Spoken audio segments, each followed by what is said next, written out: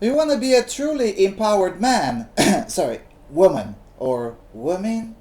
Anyway, if you want to be that, abandon your children and spouse and then transition into a 6-year-old girl. What? Does that sound retarded? Well, then you clearly must be a transphobic bigot. Let's explore.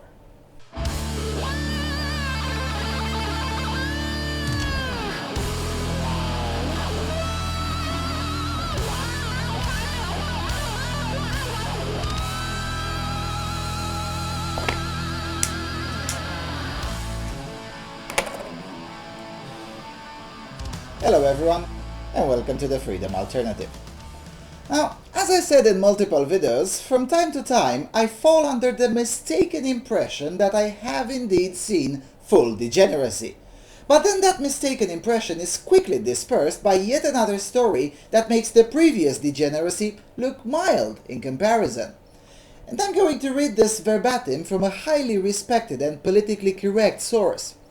So, transgender father abandons family to live as a little girl. And here goes, quote, "A Canadian transgender dad has left behind her wife and 7 children to start a new life living as a 6-year-old girl. Stefanki Wolst, 46, had been married for 23 years when she realized she was transgender and is now living with an adoptive family, saying she does not want to be an adult right now." Speaking in a video series by the Transgender Project published by Daily Extra, she said, quote, "I can't deny I was married, I can't deny I have children, but I've moved forward now and I've gone back to being a child." Volst went on to say that her wife could not accept her as transgender woman and was given an ultimatum of being told to either stop being trans or leave. Understandably, feeling rejected by her family, Stefanki left their home and now lives with an adoptive family who she says are totally comfortable with her being a little girl. Speaking during the video, Volst explains how her new adopted parents' granddaughter wanted a little sister and she said that she must be younger than her. The pair do kids stuff together as part of play therapy, as Volst spoke of how she became suicidal and was hospitalized for a month after taking part in the first transgender march in Toronto back in 2009. After being discharged from hospital, her wife accused her of assault and harassment and even pressed charges against her to get a restraining order enforced. Her eldest daughter invited Volst to her wedding back in 2012, but was asked to dress like her dad and asked to sit out of the way and not speak to any members of the family. Her daughter's wedding day, her daughter, I guess proper English is also cis-sexist, ageist and oppressive. Anyway, on her daughter's wedding day, Stefanki attempted to commit suicide but was unsuccessful. Thankfully, she now receives support from a congregation mostly made up of LGBT people at the Metropolitan Community Church in Toronto. We can only hope that Stefanki one day gets support from her ex-wife and children as well.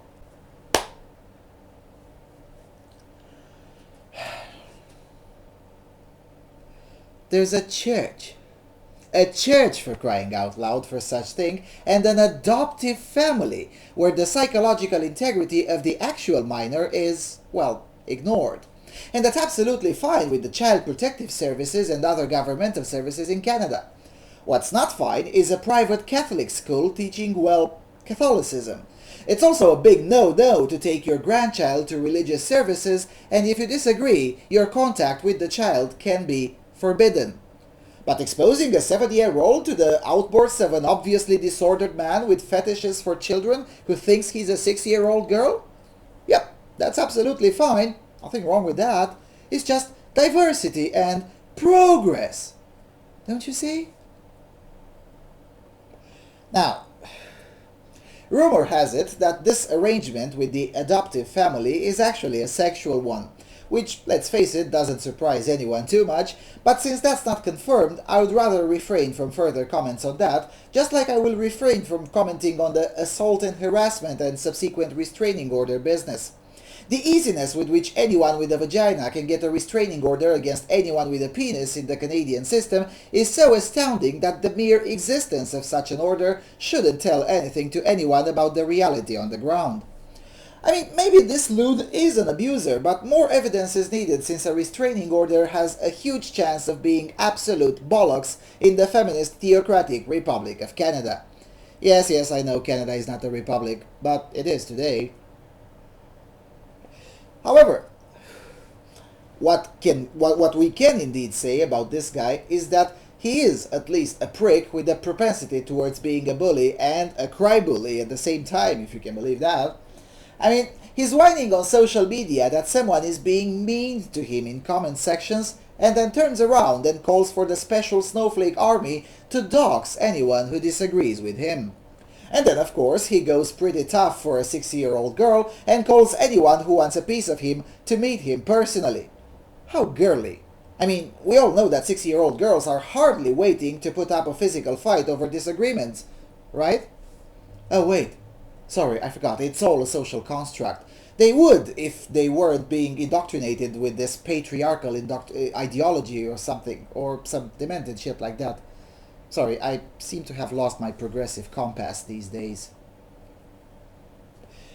Anyway, in all seriousness, the thing is that a line needs to be drawn with all this tranny activism, and with the advent of old men living as 6-year-old girls and 4-year-old transgender children, that line needs to be drawn really fast and as thick as possible.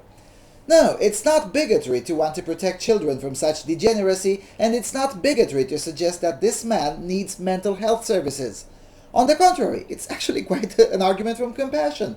I don't think this guy is evil, I just think he's deluded and needs psychiatric help. The kind of help and support he's getting now is not help at all. Enabling a delusion is not help, it's making the matter worse. And until we're willing to say this out loud and disregard the cry-bullies in the LGBTist lobby, these people will not get proper help.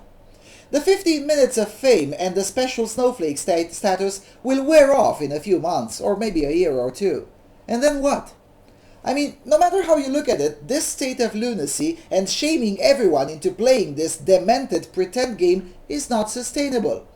The idea that you can shame all people, or at least most people, to at least pretend that this 46-year-old dude is a 6-year-old girl is ludicrous and insane in and of itself. Or maybe it isn't? I mean, after all, a significant sector of the Canadian society believes that because it's 2015 is a good enough reason to throw away merit. So yeah, maybe I should come out as a German tank next month because it's 2016. Perhaps I'll find some gullible fools to believe me.